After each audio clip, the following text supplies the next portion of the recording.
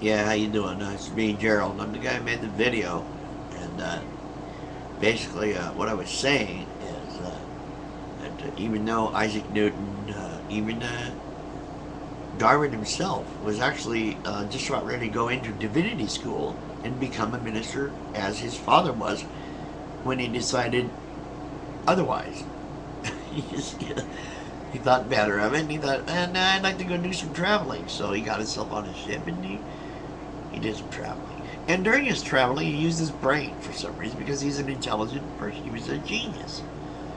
He knew about, he discovered the theory of evolution and so on and so forth in Argentina and in Tierra del Fuego and around there, way before he got to the Galapagos. And then on his second voyage, when he got to the Galapagos, he saw how everything he thought about evolution was right there.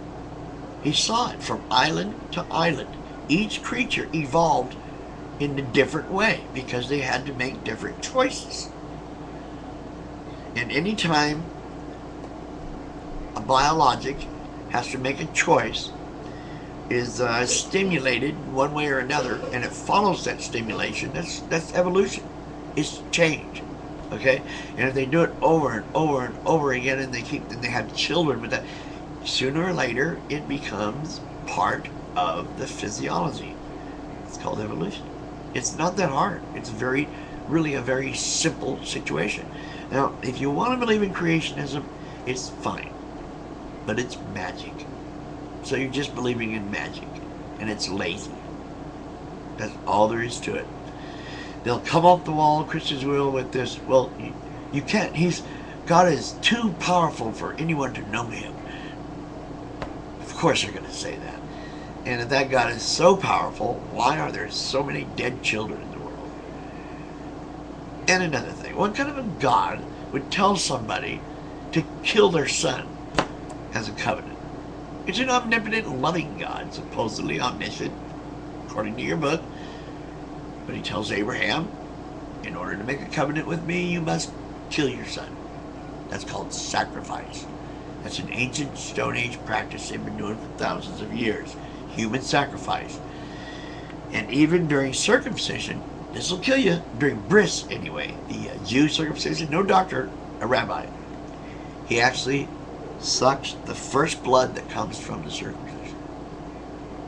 Just like when the Aztecs cut their penis and let the blood run into the... You don't find that funny or weird? Here's another thing. Maybe circumcision didn't come from that. Maybe it was just a bunch of Jews sitting around a table thinking, we gotta have some way we can make a covenant with God and let him know that we believe. And somebody must have raised their hand and said, I know what we can do. We can start slicing off our baby boys' penises. Really, I mean, think about it. It's just fucking crazy. I mean, who would think of such a thing but a pedophile? And then the whole table agreed. Nobody jumped up and said, what, are you fucking crazy? Why would we do that? They're children. No, they all agreed because they knew that it would cut down on masturbation and a lot of other things. Because without your prepuce, foreskin to you layman, you can't jack off without lubrication. You can't hardly do anything without lubrication. That's part of what it is. Anyway, to get back to what we were discussing before, the thing about the miracle thing, the thing you say about, the whole point is, they're all stories in a book. And you can find fallacy, and you can find wrongness and contradiction all over that book. It's just freaking everywhere. So it's just, a book written by human beings who are the most fallible people in there. Stupid stitches is what I like to call them. What you need to read is some real historical scribes that lived at the time.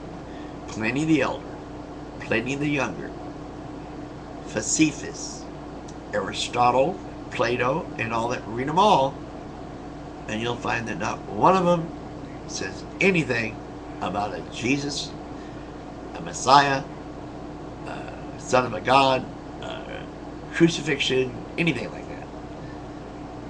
anything. The only reason they bring up Nero